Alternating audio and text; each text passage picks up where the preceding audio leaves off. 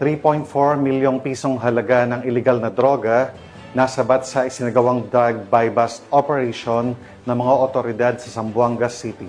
Suspect, arestado.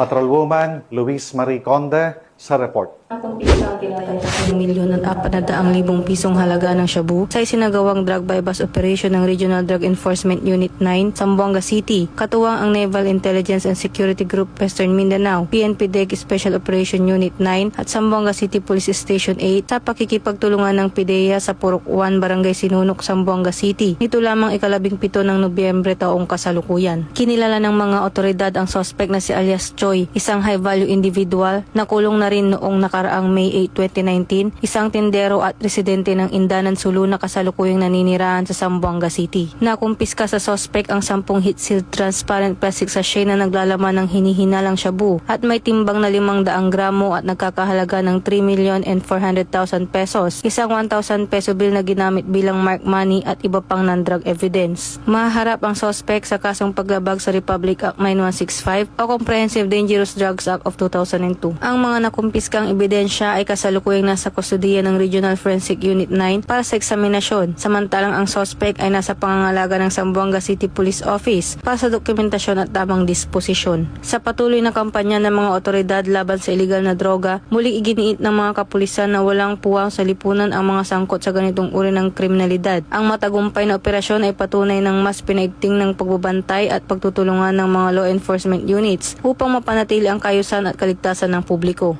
Mula dito sa Zamboanga Peninsula, ako ang inyong PNN correspondent, Patrolwoman Luis Marie Conde, alagad ng batas, tagataguyod ng balitang pulis.